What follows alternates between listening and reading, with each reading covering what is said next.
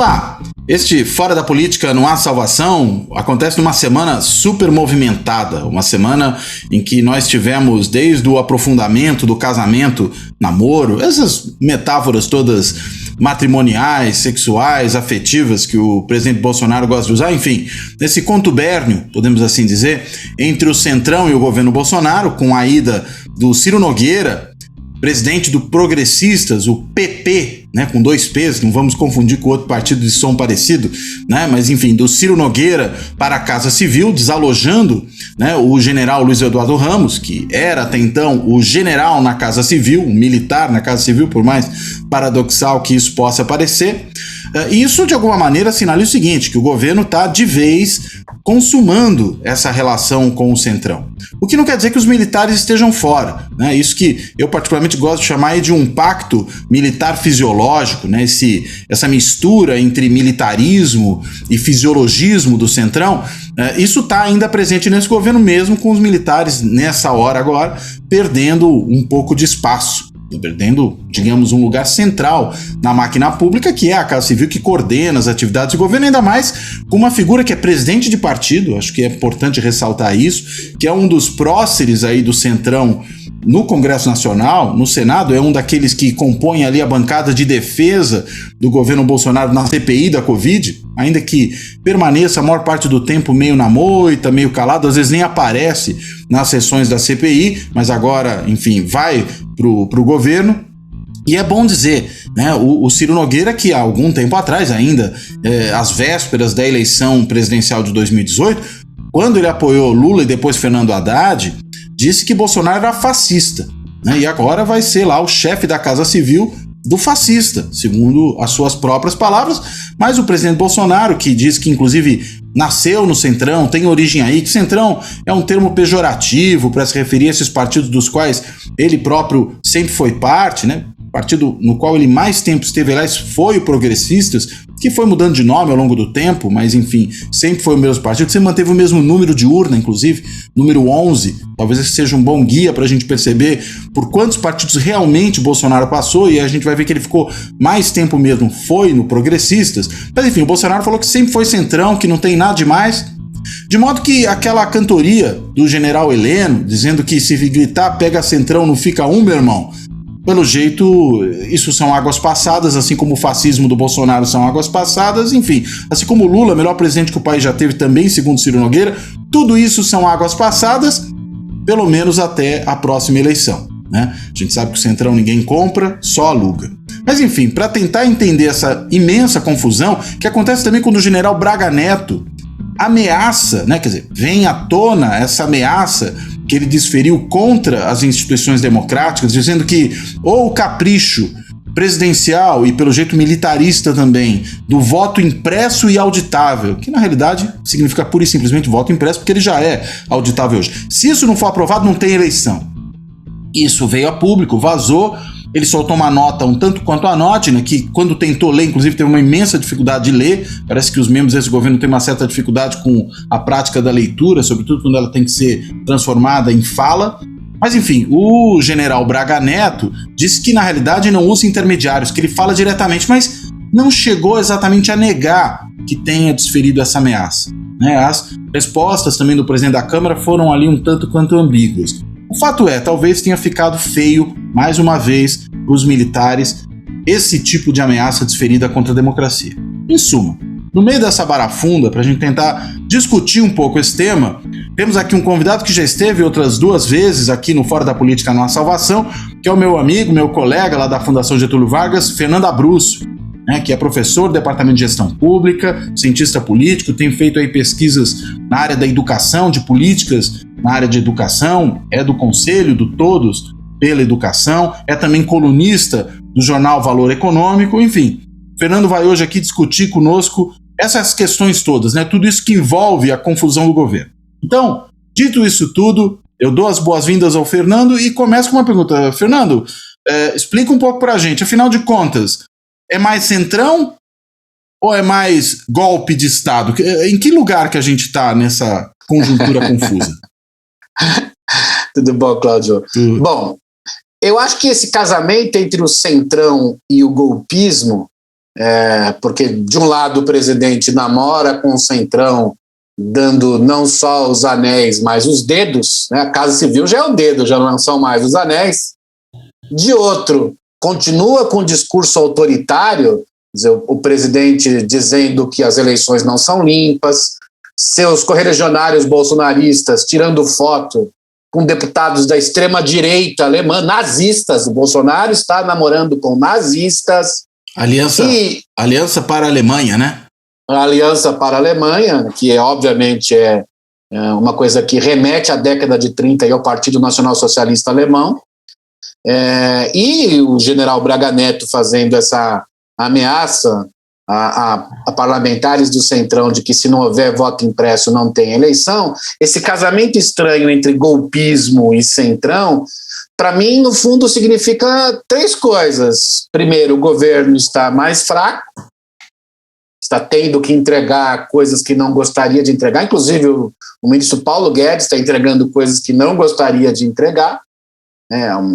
Isso é muito claro, e acho que essa fraqueza tem muito a ver, Cláudio, com a perda de popularidade presidencial, com as manifestações nas ruas, com a CPI da Covid, isto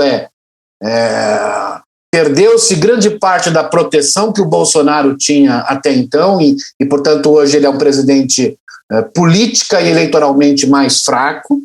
Segundo, mais fraco, perdido no sentido de que não tem muita clareza de como vai levar o governo até as eleições. Então, cada semana chuta para um lado, é uma grande dificuldade. Mesmo no plano econômico, né, esse projeto de reforma tributária na Câmara é sensacional.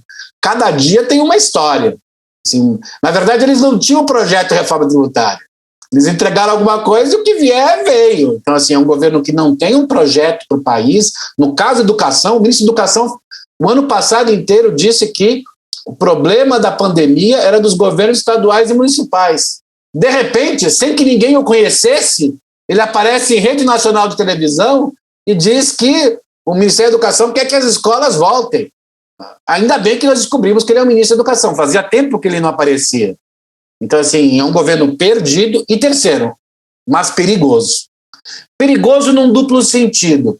De um lado, perigoso porque com o governo desorientado, politicamente órfão do Centrão, muita coisa ruim pode acontecer. Na educação é um desastre, o governo não conseguiu atuar como um coordenador nacional frente à pandemia, vetou dinheiro para que os estados e municípios fizessem ensino remoto. Ele é o culpado, em boa medida, da falta de dinheiro nos estados e municípios. Na saúde, na saúde, a CPI está mostrando que foi um governo desastroso, e acho que, claro que é melhor que o general Pazuello, porque o general Pazuello vai entrar, digamos, naqueles livros dos vultos da nossa história, ao contrário, quer dizer assim, vai entrar assim, no panteão dos piores ministros da história do país. Mas ainda muito ruim, muito perdido, cada vez mais se descobrindo que houve maracutaia, na verdade, no governo em relação às vacinas. Do ponto de vista da economia, o ministro Paulo Guedes já não controla mais nada. Há um grande risco de se perder um pouco uma certa âncora fiscal. Talvez um dos membros mais sérios do governo, concorde ou não, que é o presidente do Banco Central, vai ter que apertar mais a mão nos juros porque o governo perdeu a política fiscal, esse é o fato. As pessoas não estão dizendo isso, mas é isso. O presidente do Banco Central está tendo que ser mais falcão porque o governo perdeu a mão das contas públicas. Portanto, ele é perigoso, em parte, porque o país está à deriva. Mas ele é perigoso por outra coisa também, Cláudio. Ele é perigoso porque, embora esteja mais fraco e perdido, eles são doidos autoritários. Assim, o risco de alguma confusão autoritária não pode ser ignorada, esse risco não pode ser ignorado neste momento do país. Apoios de policiais militares, forças armadas muito divididas, membros bolsonaristas que tiram foto, né? Não foi só, foi o filho dele, Eduardo Bolsonaro, aparecendo com uma deputada do partido nazista alemão. Com a bandeira de Israel sobre a mesa. O que me parece uma coisa, quase uma surreal. Maldade. É uma maldade. Quer dizer, estar com alguém do partido nazista com a bandeira de Israel na mesa é uma maldade, é um desrespeito com aqueles que sofreram o Holocausto. Então, eles são doidos. Então, sendo doidos, são perigosos. São evidentemente perigosos. A ideia de mas eles estão mais fracos, né, podem perder cada vez mais polaridade, logo vão ser café com leite, como se dizia na brincadeira de criança. Eu não os trataria desse modo. O que o general Braga fez, voltando um pouco ao que você falou ao início, né, se de um lado namora o Centrão, casa-se com o senador Ciro Nogueira de vez, a ameaça de que se não houver voto impresso não haverá eleição, só um doido autoritário pode fazer. E ele fez isso, Cláudio. Obviamente que fez.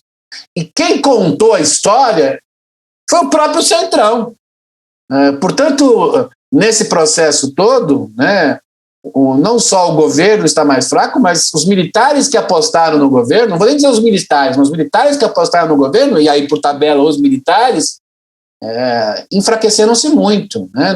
Uma situação que inimaginável há alguns anos. Eles entraram no furacão da política fisiológica, entraram no furacão da política da corrupção e entraram no furacão da política de um líder doido autoritário. É bom lembrar uma coisa importante, Cláudio, porque os militares que fizeram o golpe no Brasil e que tinham uma visão autoritária, embora fossem muito mais competentes se tivessem um projeto do Brasil muito melhor do que esses que estão no governo, que não têm a menor ideia do que fazer com o país, eles eram muito contra a política caudilhesca, a ideia de que houvesse, na verdade, transição e nenhum militar ficasse muito tempo no poder. Importante lembrar isso. O Bolsonaro é o militar que quem fez o golpe 64 não gostaria de ter ao lado. Que é um caudilho. Castelo, é um caudilho, é o contrário da tradição militar. Pegar assim, imagem argentina. Não, mais do que os rosas, né? O líder paraguaio, é Solano Lopes. Por aí. Porque, assim, as Forças Armadas Brasileiras foram criadas a partir da Guerra do Paraguai. E aquela imagem de lutar contra caudilhos construiu a identidade dos militares. Bolsonaro é um caudilho. Portanto, os militares estão colocando, mais até do que no regime, sua história na lata do lixo. Então, acho que esse processo todo, a despeito de enfraquecer o governo, abre portas para o hospício autoritário. E o Brasil está tendo, não é que vai ter, já está tendo há algum tempo, um dos períodos mais imprevisíveis de sua história, os períodos mais perigosos da sua história, por conta dessa combinação de um governo, por ser incompetente, digamos, um governo dos piores, né? As piores pessoas foram para os ministérios. A caquistocracia, como fala o Zé Roberto Toledo, né? O Zé Roberto tem razão, mas, e nesse sentido é um governo que tenderia a se enfraquecer, porque é ruim mesmo, é muito ruim, mas por outro lado tem um hospício ali de autoritários que tem alguma base social fiel, que é minoritária na sociedade, mas ela é muito mobilizada, é muito engajada, né? Já dizia o velho Robert Dahl que não importa só a quantidade, mas a intensidade na política é muito importante. O governo fraco, incompetente, combinado com o governo doido e autoritário, é um grande risco ao país, algo que talvez não tenham passado em nenhum momento em nossa história. Agora, você acha que dá para levar até que ponto a sério esse tipo de ameaça aí do general Braga Neto e da sua cambada, né? Essa ameaça de que se não houver o que a gente quer, não tem eleição, ou seja, uma ameaça de golpe de Estado. Você acha que isso é provável, ou que talvez o que possa efetivamente ter seja algum grau de desordem muito grande, né? Digamos, levante das bandas podres das polícias militares nos estados, né? Quarteladas aí de alucinados bolsonaristas em alguns lugares do Brasil, mas não propriamente um golpe, até porque me parece que a gente tem uma série de condições que normalmente viabilizariam um golpe que hoje estão ausentes. Nós não temos uma aliança empresarial que apoiasse uma ruptura institucional como apoiou em 64, até porque teriam medo do que exatamente? Acho que isso não está posto. A gente não tem o apoio da grande imprensa, né? Tem aí um outro veículo de imprensa mais governista, a Rede TV, a Rede Record, mas já com problemas aí por conta da situação da Igreja Universal do Reino de Deus em Angola, o SBT, né, que tem até um genro no governo, mas que a gente não sabe até que ponto resolve embarcar em uma aventura. Enfim, mas fora isso não tem mais ninguém, né? Quer dizer, sei lá, a Jovem Pan, o a Gazeta do Povo em Curitiba, mas não vai além disso, né? Os grandes veículos de imprensa estão fora, né? Internacionalmente, os Estados Unidos não apoiariam uma aventura no Brasil nesse momento a troco do quê? Se a agenda bolsonarista vai contra a agenda americana, né? Ou seja, parece que não tem muita condição de dar um golpe sustentável, mas talvez tenha condição de produzir muita confusão e até violência, né? Olha, eu acho que eles não têm condições de fazer uma blitzkrieg, um golpe rápido e que tome o poder e que comande o país, porque não há condições internacionais. Lembrando uma coisa que eu acho que é importante, Cláudio, diz assim, o Biden não vai aceitar uma segunda Venezuela nas Américas. Não vai aceitar. Isso é inaceitável. Veja o quanto ele está sendo duro com Cuba. Eu acho que não vai aceitar. Aí eu acho que vai ser a questão geopolítica mais importante, digamos, nas Américas, desde de Cuba. Acho que seria nesse sentido, muito mais que Venezuela ou outras crises. Então, a Europa vai nos criar boicote. A Europa vai criar boicote aos nossos produtos. Nós vamos ter um impacto econômico. E a China não vai nos apoiar se virarmos autoritários, afinal, o presidente disse que o Covid é o vírus chinês. Então, assim, desculpa, não tem de onde se apoiar internacionalmente. E nacionalmente, como você falou, acho que não tem apoio em empresários, não tem apoio na mídia, não tem apoio na maior parte da classe média, o funcionalismo público quase todo contra o governo por conta de uma série de erros. As ruas, se hoje houvesse, no sábado, diz assim, quem quer apoiar o Bolsonaro vai no sábado às ruas e quem quer contra vai no domingo às ruas, a diferença seria gigantesca contra o Bolsonaro. No início do governo, não. Então, assim, ele não tem aonde se ancorar. Portanto, ele não tem como fazer uma blitzkrieg. E o próprio sistema político, por mais que o centrão que comanda a Câmara, principalmente, e alguns senadores estejam sendo lenientes com esse processo de, digamos, deterioração, quase decomposição do tecido institucional democrático, na hora H eles precisam de voto. Então, na hora H, o problema é que eles estão, na verdade, apostando que é apenas uma ameaça e que eles vão ganhar mais dinheiro com o Bolsonaro ameaçando. Acho que é isso. Mas se na hora H ocorresse uma blitzkrieg antidemocrática, né, eu estou fazendo a palavra em alemão porque já que os bolsonaristas abraçam os nazistas, devem ser comparados a eles. Então, quer dizer assim, acho difícil. Mas nós já estamos tendo uma deterioração no tecido institucional democrático, né, Cláudio? Quer dizer assim, o maior risco é o padre em Fortaleza não poder rezar sua missa. Outro risco é ter uma manifestação na rua e a polícia militar, por acaso, atingir pessoas que aparentemente são baderneiras. Outro risco é na eleição, acho que o voto impresso morreu.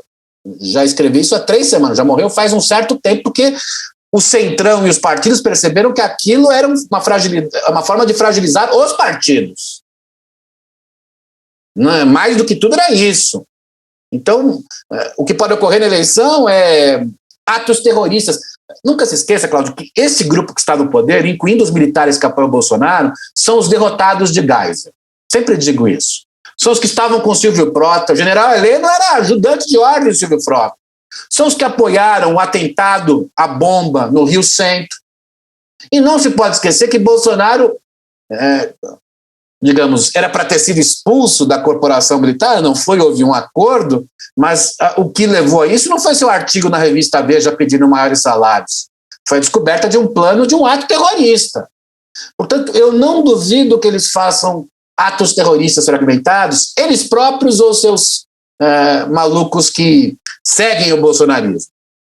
Porque daqui até as eleições, nós temos muitas pedras no meio do caminho. Tem uma CPI que vai descobrir um monte de maracutaia no Ministério da Saúde, um monte de maracutaia, e, portanto, por mais que reduza a incidência da doença, e está reduzindo muito lentamente no Brasil, muito mais lentamente do que outros países, isso vai criar um choque muito grande. Nós vamos ter um problema enorme, digamos, de queimadas e perda e desflorestamento aí no país nos próximos 2 meses, que vai mobilizar a comunidade internacional. O Brasil vai estar ali, o presidente ou algum dos seus aliados vai falar bobagens. E isto vai ter efeitos. Ainda por cima agora, né? Depois dos grandes desastres naturais aí que tem a ver com o clima na Alemanha, em outros países da Europa, na China. A Europa nunca assinará um acordo com o Brasil enquanto o Bolsonaro for presidente. Escreva isso. Então, isso vai ter um impacto brutal. Muitos consumidores estão se mobilizando, principalmente na Europa, mas em alguns estados americanos, para boicotar produtos brasileiros. Então, assim, isso vai ser uma outra. Uma terceira crise. O ministro Alexandre de Moraes vai soltar até o final do ano o resultado de um processo que provavelmente levará à prisão de bolsonaristas.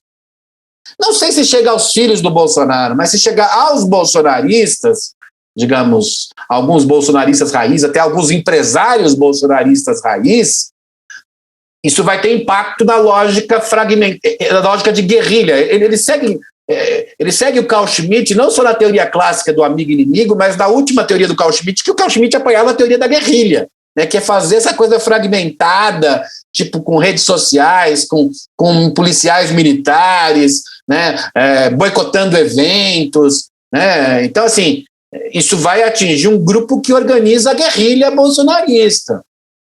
Então, se a gente vai... Estou dando peguei três fatos, assim, isto vai piorar a polaridade do presidente até o final do ano. O que vai acontecer com o Centrão? Vai pedir mais, Cláudio. Alguém tem dúvida disso? Então, eu não acredito numa blitzkrieg, num golpe clássico. Mas, dado todo esse processo, eu acredito que eles consigam fazer uma coisa... O bolsonarismo é o trabalho das traças. Então, eles vão comendo um pouquinho em pouquinho o tecido institucional democrático. É isso que eles fazem. E eles têm uma parte do bolsonarismo formada por gente com um espírito terrorista. A gente não pode ignorar isso. Não pode ignorar isso. O que se fez na igreja em Fortaleza é terrorismo. O que se fez com aquela menina que tinha sido estuprada e queria abortar porque nem maior de idade era num hospital é terrorismo. Aqueles deputados que invadiram hospitais em meio a um momento terrível da Covid, isso é terrorismo.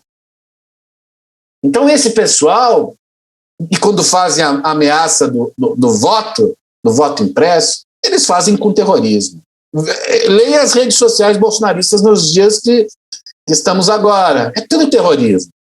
Então, assim, por mais que eles não tenham condições de fazer um grande golpe, eles têm condições de fazer terrorismo. E isso tem impacto sobre a democracia, isso tem impacto sobre a nossa sociedade. Esse método terrorista nos levou a ter muito mais mortes de Covid do que provavelmente nós teríamos. Esse método terrorista está destruindo educação, cultura, área ambiental, tornou o Brasil um país pária na ordem internacional. Portanto, os perigos do bolsonarismo já estão aí. Não é a ideia quando vai dar o golpe. Ele já está dando o golpe dele, que não é o golpe da Blitzkrieg, é o golpe das traças, da deterioração gradativa do tecido institucional democrático. E isso está custando muito caro ao país. Se nós conseguimos, em 2023, ter alguém que siga de fato a democracia, vai ter um trabalho enorme para reconstruir o que foi destruído. Portanto, não se trata de se perguntar apenas quando haverá o golpe. O golpe como Blitzkrieg é muito difícil de ser feito, mas o golpe como no método das traças já está sendo feito desde que Bolsonaro chegou ao poder. E essa questão do voto impresso, inclusive, né, é uma armadilha também por uma razão, né? Fico imaginando aqui. Suponhamos que fosse aprovado o tal do voto impresso, que o cidadão olhasse ali, visse se o que ele digitou na urna está no papel. Bastaria você espalhar aí umas 50, 100 pessoas pelo país que gritassem, olha, está diferente do que eu votei. Você ia produzir um tumulto generalizado que ia lançar uma dúvida imensa sobre a eleição. Nem precisava muito mais do que isso. Né? E me parece que essa é uma das armadilhas. Né? Você percebe que você vai perder a eleição, você espalha gente para dizer que o que está saindo na impressão não é o que você votou. E aí pronto, você cria uma confusão imensa, né? Você produz aí espaço e pretextos para uma onda de violência e mela a eleição. Me parece que é essa a intenção clara, né, que está posta. O objetivo é confusão. O bolsonarismo é confundir para governar. criar confusão, confusão no debate, confusão nas prioridades para enganar, né, a tática do diversionismo, o debate público e confusão eleitoral. É claro que o voto impresso, a confusão teria um instrumento muito forte, né, Cláudio? Acho que é essa a ideia. Porque basta 50, como você disse, né, para criar uma enorme confusão e delegitimar a eleição. Mas se não tiver o voto impresso, eles vão criar algum tipo de confusão. O bolsonarismo age pelo ato do terrorismo. Lê o Carl Schmitt, essa teoria das guerrilhas. É o bolsonarismo. É deslegitimar a democracia representativa. Claro, a coisa do voto impresso vem um pouco também nessa linha, digamos, de dizer que está substituindo a velha política. Você tá assim, tem essa ambiguidade do bolsonarismo, que é praticar o terrorismo dizendo que é o novo. Mussolini fazia isso. É bem típico do fascismo do Mussolini, que admirava o futurismo, a novidade da vanguarda, etc., mas que, ao fim e ao cabo, queria era destruir as instituições existentes. A diferença é que o Mussolini, pelo menos, tinha esteticamente mais bom gosto, né? Isso é verdade, sem dúvida alguma. O futurismo... tudo é cafona. Eu acho que o ministro lá, o secretário de Cultura, o Mário Frias, não tem a menor ideia do que é o futurismo, né? Então, ele não sabia nem quem era a Lina Bobardi, portanto, o sujeito é um analfabeto completo sobre cultura, é por isso que virou ministro da Cultura. Esse é o objetivo, é destruir. O Bolsonaro tem como seu principal inimigo a ordem democrática consolidada pela Constituição de 88. Tudo que tiver nisso, ele vai querer destruir e usar essa prática do terrorismo contínuo, não é o terrorismo é contínuo, para destruir as instituições e instaurar o seu modelo populista de extrema-direita, que é, de certa maneira, neofascista, não há a menor dúvida. Agora, será que a gente não viu aí os militares dando um passo em falso com esse último episódio? Porque me parece que, primeiro, a gente tem um desgaste muito acelerado das Forças Armadas pelo envolvimento com esse governo, né? Não só por conta do desastre administrativo, da demonstração de incompetência, e aí o general Pazuello na saúde me parece um dos exemplos máximos, embora não o único, talvez o exemplo máximo, mas não o único. E aí vem esse tipo de declaração, né, que depois vem lá o generalzinho a público tentar desmentir, falar que não é bem assim, mas será que na realidade, pelo menos uma coisa que talvez de positiva saia dessa confusão toda, seja essa percepção de que realmente política não é lugar para militar, ou seja, esses caras não tinham nada que tá lá e mostram incompetência, mostram despreparo, mostram prepotência, né? Talvez seja a hora dos homens das casernas voltarem para as casernas, né? Será que não pelo menos para isso não serve tudo isso? Eu espero que sim, né? Acho que a lição maior de todo esse envolvimento dos militares, ou de uma parte dos militares com o governo Bolsonaro, é que a política é para profissionais, como dizia o velho Max Weber. Quando você entra no processo político, você tem que estar preparado para as características, para os ditames da política. Eles não estavam preparados para isso. Eu acho que uma parte deles, inclusive, foi engolida pelo processo, inegavelmente. E tem uma hora que você atravessa o Rubicão. Já no fundo, o general Braga Neto atravessou o Rubicão, já não tem como voltar, né? Para trás dele, há os leões, não pode voltar. E aí fica perdido, não sabe o que fazer. Então, assim, processo político é para profissionais que possam ser controlados democraticamente. Os militares não são profissionais da política e nunca no Brasil desejaram ser controlados democraticamente. Então, eles estão enfrentando dois desafios enormes e não estão dando conta desse desafio. Eu acho que talvez o grande ganho desse processo ocorreria se nós aprovarmos a PEC Pazuello, como agora é chamada, que vai limitar mais o uso de militares nos cargos civis da administração pública brasileira. Mas ainda, repito, é perigoso, né, Cláudio? É uma consequência possível. O cenário mais rosa é, ao final de tudo isso, a gente aprender que não devemos seguir autoritarismo, que não devemos seguir lógicas populistas, que os militares devem voltar para a caserna, que nós temos que ter ministérios profissionais, que nós temos que ter presidencialismo de coalizão, sim, mas coalizão de fato. Mas isto é uma possibilidade ainda. né, dizer no final, eu sabia que isso ia acontecer, é um método anticientífico e de wishful thinking de quem não estuda a história. Eu lembro muito bem um texto do Vitor Nunes Leal, um grande pensador brasileiro, e que foi político, né, foi o principal assessor político do Juscelino, foi ministro da Supremo Tribunal Federal, depois cassado, né, pelos militares, em que num seminário sobre a Revolução de 30, ele ouviu os historiadores falar assim, 37 já estava anunciado em 30, e ele responde, quem disse isso? Entre 30 e 37 aconteceram muitas coisas. Em política, você pode ver tendências, mas acreditar que há um fim já delineado é para quem não entende de política. Então, eu sempre sigo essa do Vitor Nunes Leal, isso estava delineado e aconteceria. Não. Tem um jogo no meio do caminho. Sempre em política tem um jogo no meio do caminho. E acho que, e aí fechando a tua pergunta com os militares, eles não tinham a menor ideia do que iam passar pela frente, do ponto de vista de entrar na linha de frente de uma política democrática, não é um regime autoritário, e tem que perder o posto para o Ciro Nogueira. É muito assustador para esse pessoal perder o posto para o Ciro Nogueira.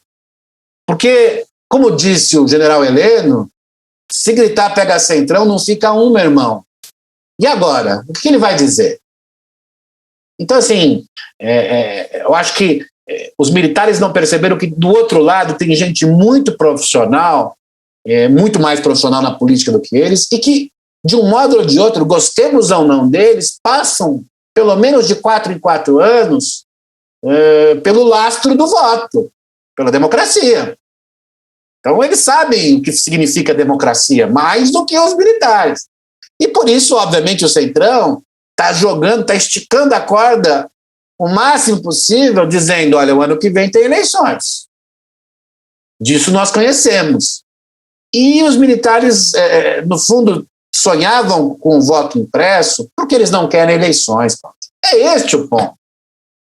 Eleições criam um clima digamos, criam um risco e até uma incerteza, mais do que um risco, uma incerteza enorme para quem está, digamos, na linha de frente do bolsonarismo. Então, eles não querem eleições, mas o Centrão quer eleições. Essa é a diferença entre eles. É claro que é eleições com as melhores condições possíveis, com fundão com quase 6 bilhões de reais, tendo um orçamento secreto, digamos, de quase 30 bi. É sensacional. Fernando Henrique não deu isso para eles, o Lula não deu isso para eles, a Dilma menos ainda. O Temer deu bastante, mas também não deu isso para eles. Então, assim, eles estão ganhando tudo. Claro, repito, ainda continua existindo perigo, porque atos terroristas podem acontecer no Brasil nos próximos meses. Já estão acontecendo em alguma medida. E um desses pode pegar o Centrão. Então, acho que nesse sentido também há uma certa até porque soberba. Não controla todo mundo, né? Não controla todo mundo. Há uma certa soberba do Centrão e do presidente do Centrão, eu diria, né? Tem 2 presidentes, o Arthur Lira e o Ciro Nogueira.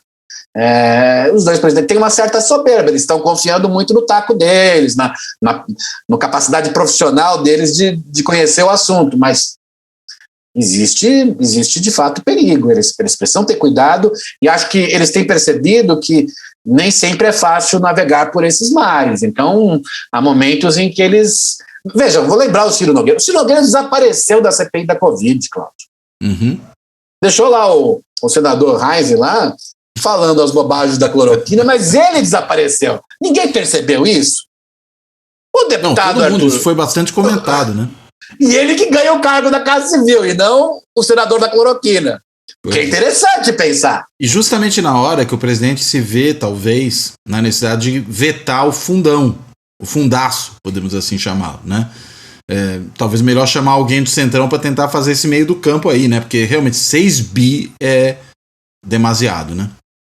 Olha, quando o Brasil optou por uma decisão, primeiramente da Suprema Corte, por ter um financiamento fundamentalmente público de campanhas, não dá para não ter fundo eleitoral. Mas 6 bilhões é muita grana. É muita grana.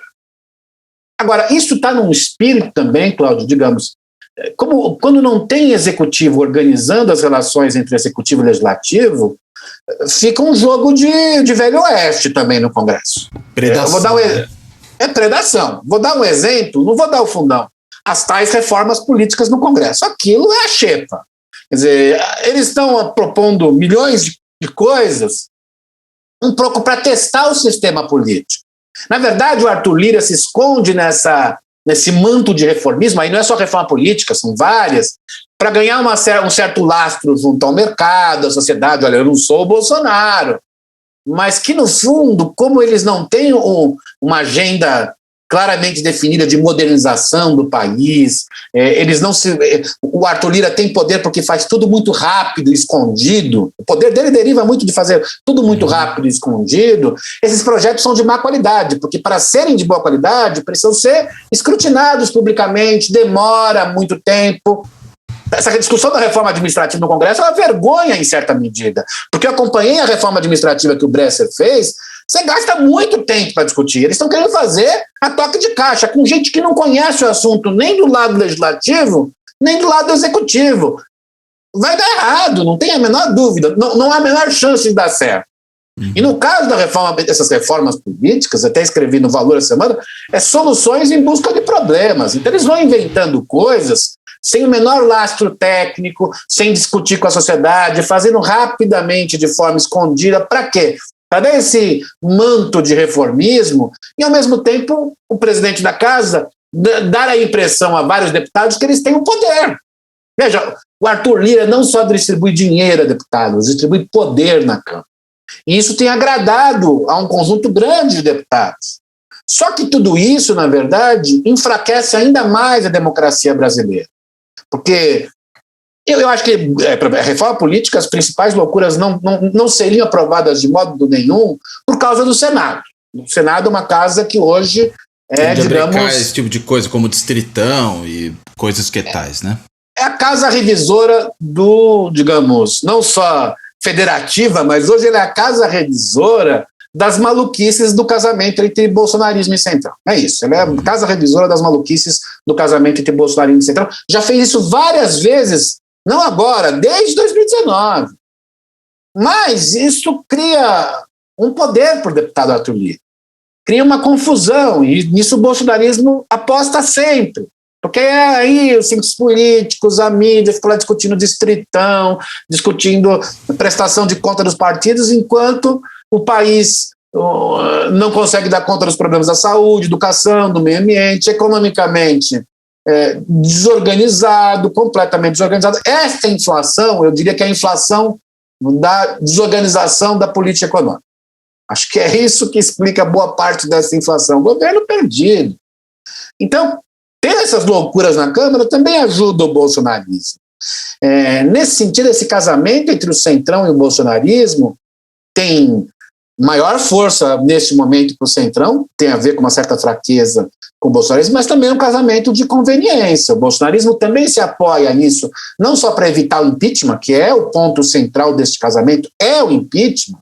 Esta é a palavra que está por trás de todas as reformas da Câmara. O presidente Arthur Lira acelera e faz secretamente reformas para evitar o impeachment. Repito, o presidente Arthur Lira acelera e faz secretamente reformas para evitar o impeachment. É isso.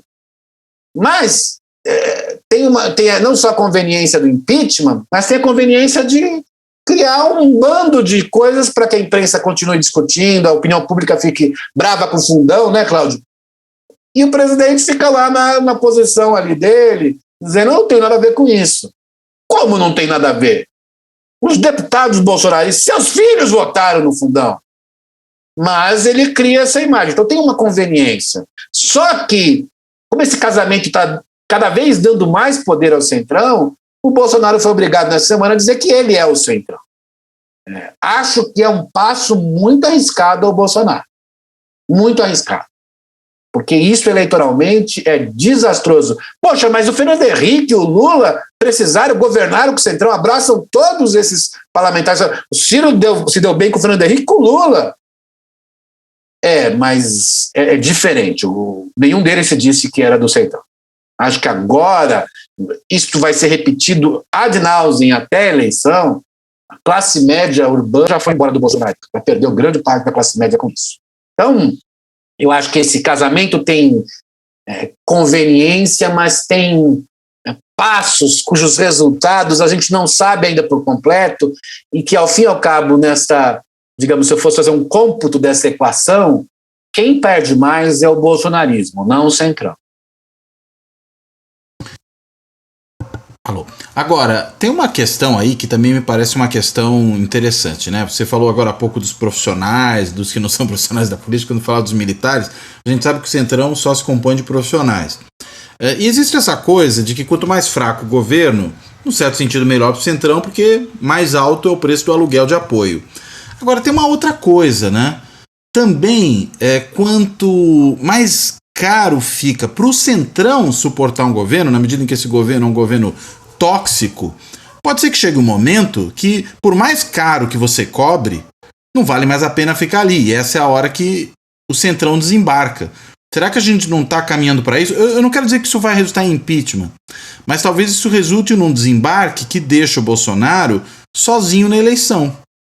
O que até, enfim, coloca em dúvida essa possibilidade dele ir ou não para o PP, que agora está se sinalizando, né? Mas enfim, pode ser também cristianizado no PP, né? Pode ser candidato pelo partido e o pessoal do partido corre para outro lado. Esse casamento depende de uma série de consequências e resultados até pelo menos abril do ano que vem. O Centrão tem um calendário muito claro.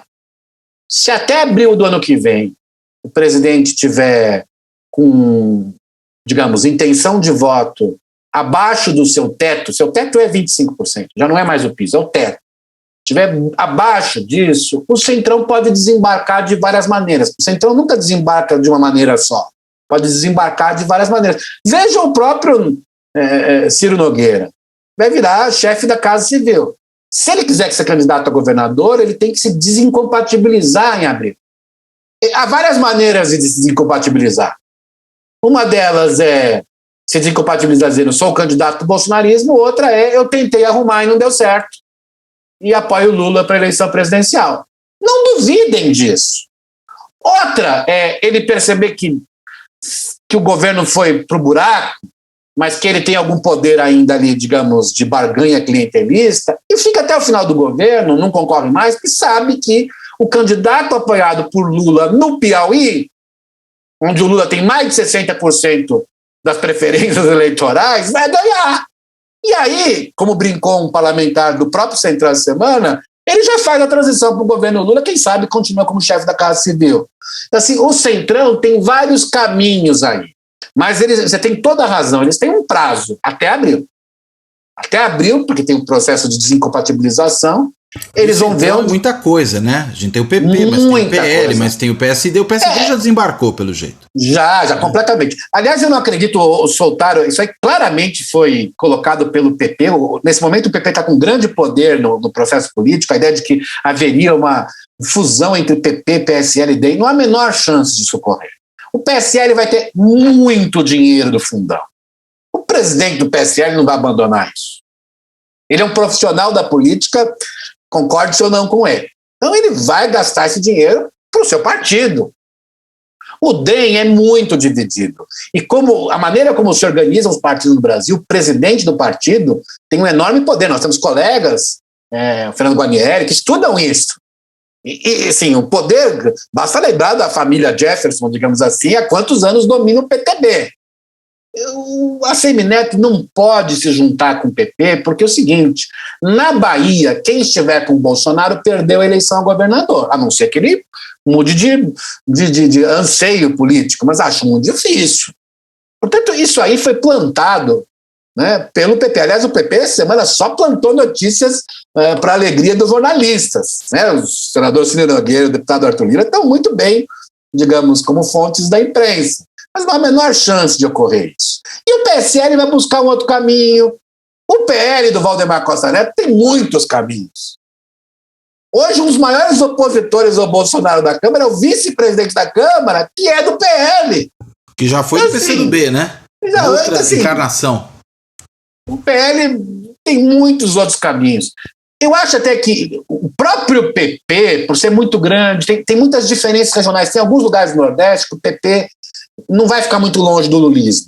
Tem outros lugares do país que o PP é mais próximo do PSDB.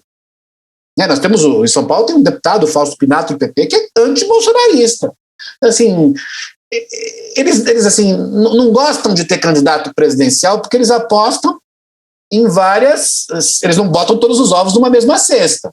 Eles seguem a teoria do Stiglitz, na verdade. Né? Eles sabem o que é fazer um bom investimento político. Talvez um dos partidos mais representativos, o que esteja mais próximo do bolsonarismo é o PTB, porque o Roberto Jefferson dominou, mas olha, o PTB hoje tem 10 deputados, Cláudio. Esvaziou-se. É um partido quase em extinção. Em São Paulo, as suas principais lideranças saíram do PTB.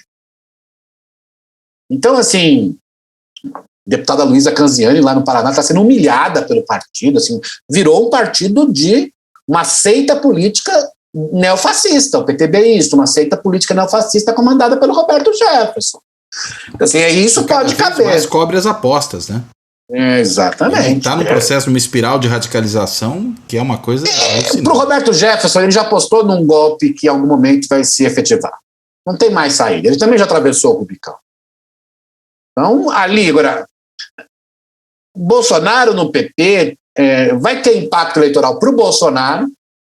Nos próximos meses, pode ser que isso comece a atingir mais, ele comece a perder popularidade. E se o PP percebe que o Bolsonaro já não é mais aquele, ele vai ter uma outra postura. E é bom lembrar, além do Lula e além do Bolsonaro, haverá outros candidatos e esses outros candidatos vão ter voto. Ciro Gomes vai ter voto. Talvez haja mais de uma terceira via. E isso, juntando o Ciro Gomes e esses outros candidatos, eles podem ter 30%, 40% dos votos. Pode ser que eles não consigam chegar ao segundo turno, mas isso significa matematicamente que o bolsonarismo, se chegar ao segundo turno, vai chegar próximo da casa, no máximo, dos 25%. E, portanto, o Bolsonaro sabe disso. Portanto, a única chance dele é confusão e terrorismo. Ancorar-se no curto prazo no centrão para não ter impeachment e no médio e longo prazo apostar na confusão e no terrorismo. Esse é o projeto do bolsonarismo hoje do ponto de vista político. E o centrão, no curto prazo, né, é o teu ponto, no curto prazo eles estão ganhando. Curto prazo é o segundo semestre de 2021.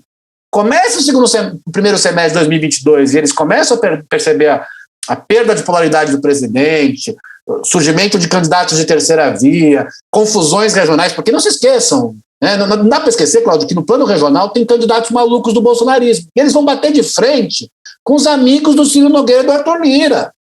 E aí esse pessoal fala assim, poxa, não dá, o maluco aqui, o maluco acolá, não dá para a gente seguir esse pessoal. Em Santa Catarina, o senador Jorginho, que é um dos mais governistas com o CPI do Covid, talvez tenha problemas lá com bolsonaristas. Veja que coisa interessante. Então, no Rio Grande do Sul pode acontecer a mesma coisa, eles vão se dividir lá no Rio Grande do Sul, não vão ficar todo mundo junto. Então, num cenário como esse, o PP pode falar assim, olha, presidente, a gente continua te apoiando no Congresso, mas não vamos ter candidato presidencial, cada um vai para o seu lado, em alguns lugares nós vamos ser mais bolsonaristas, em outros menos. E aí pode chegar um cenário em que o presidente Bolsonaro concorra por um partido menor, com menor expressão, não tem uma grande coligação, e o cenário dele, a única possibilidade é apostar num segundo turno raspando, sendo anticomunista ao máximo, que quer que seja o anticomunismo no mundo de hoje, e apostando contra o Lula, mas apanhando de todas as terceiras vias que podem vir por aí. Portanto, assim, é um candidato... A eleição de 2022 é a eleição contra o antibolsonarismo. Como a eleição de 2018 foi contra o antipetismo, essa é contra o antibolsonarismo. Bom, lembrar, 2018 foi contra o antipetismo, mas o PT chegou ao segundo turno. O Bolsonaro pode chegar, mas ganhar, se continua nessa espiral, fica cada vez mais difícil. Por isso é preciso ter confusão. A confusão é isso, e nesse sentido, embora seja um governo que tem se fragilizado politicamente e eleitoralmente, na sociedade, no mercado, que está perdido em termos de políticas públicas, que faz uma aliança de sobrevivência com o Centrão, que entrega os anéis e os dedos, ele é perigoso. Isso não podemos esquecer. O presidente, não só por ter o poder da presidência, por ter apoio em vários setores das Forças Armadas, das polícias militares, mas também por ter um exército de bolsonaristas malucos e radicais, ele é perigoso porque ele aposta na confusão e no terrorismo cotidiano da política. Então, nós estamos num momento muito difícil da política brasileira, muito difícil. Se seguirmos a teoria benigna sua de que nós vamos aprender tudo ao final, e é uma possibilidade. Não, digamos, é um subproduto benigno.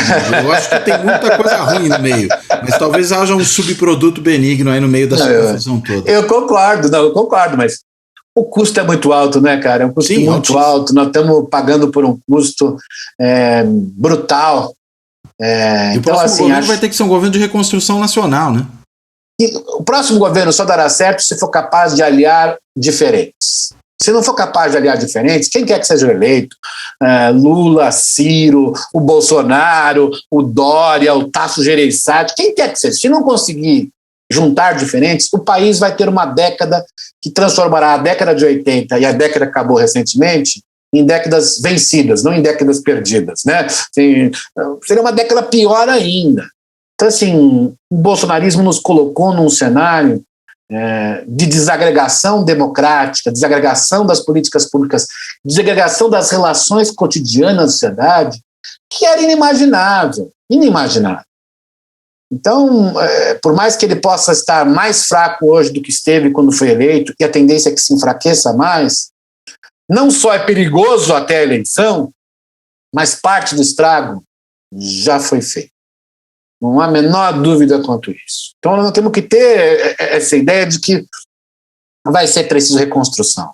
Quando a gente fala das candidaturas de terceira via, se eles forem inteligentes, eu acho que eles deveriam lançar mais candidaturas e, num certo momento, buscar unificar, porque quanto mais candidaturas eles tiverem, primeiro testam nomes, vão vendo os nomes, e segundo, batem mais no Bolsonaro, porque só há qualquer possibilidade de terceira via substituindo no segundo turno o nome do Bolsonaro. O Lula, se não morrer, se morrer, o candidato do PT também já está no segundo turno, vamos lembrar disso, mas o candidato do PT, sendo o Lula apoiado por ele, está no segundo turno. Ganhar a eleição é outra coisa, mas está no segundo turno. É isso que a gente sabe hoje. Se qualquer terceira via quiser ir ao segundo turno, tem que destruir o Bolsonaro. E talvez no curto prazo, ter mais candidatos para bater no Bolsonaro e para testar eleitoralmente. E aí, num certo momento, as convenções são em junho, julho do ano que vem, tem tempo ainda, né? Encontrarem alguma via de agregação, se não de 1, 2, no máximo 3 nomes, mas 2 nomes, aí sim tem alguma chance sim de ir ao segundo turno e ganhar a eleição. Mas acho que além da crítica que a gente faz, que o Centrão e parte da elite política mais profissional do Congresso tem sido muito leniente com o bolsonarismo, até porque tem ganho benefícios próprios, alguns até benefícios privados de cargos e dinheiro. Eu acho que o centro, que não é o Centrão, eu estou pensando no PSDB, no Cidadania, parte do DEM, do MDB, bate muito pouco no Bolsonaro. Reclama-se muito, fala, o Lula não quer o impeachment porque ele quer o bolsonarismo, etc. Às vezes, eu acho até que mais do que o Lula, o PT por vezes pensa assim. Mas se esse é o raciocínio verdadeiro que às vezes aparece na mídia, olha, o centro tinha que ser muito mais duro com o Bolsonaro, mas muito, tinha que estar nas ruas. O PT, de um modo ou de outro, está nas ruas, eles tinham que estar nas ruas. Então, porque é a única chance de ganhar a eleição é derrubar o Bolsonaro. Isso dá para derrubar o Bolsonaro se começar a bater nele desde já. Não dá para esperar até setembro do ano que vem. Então, acho que aí é uma possibilidade, mas, repito, todas as possibilidades que envolvem com maior probabilidade um Bolsonaro mais enfraquecido, é um Bolsonaro mais enfraquecido, mas muito perigoso. E essas outras forças até agora não disseram muito a que vem em relação a isso, né? Elas são muito tímidas, comedidas. Hoje a mais dura é o Dória. Goste ou não dele. Claro, ele tem um passado, a gente sabe o que ele fez no verão passado, né? O Bolsodória e tal. Vai ter que se livrar um pouco disso, mas todos os outros têm sido muito lenientes. Veja, você pegar a CPI da Covid, né?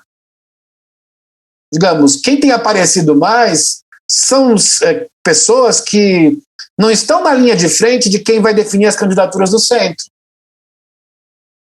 Eu vou lembrar outro nome, já que eu falei do Dória, quem tem sido, no estilo dele, é claro, mais duro com o bolsonarismo é o Gilberto Kassab. digamos, mostrando que o PSD entendeu não só que a chance só existe derrubando o Bolsonaro, mas que está em risco a democracia. Tem que ser mais duro. Você pega um deputado como o deputado Aécio Neves, é vergonhoso para o Centro. É vergonhoso. Não é vergonhoso porque ele é bolsonarista, é vergonhoso porque ele deixa o bolsonarismo, se for, digamos, existir do jeito que é. Ele demorou dias e dias e dias para desmentir a questão da fraude em 2014, né?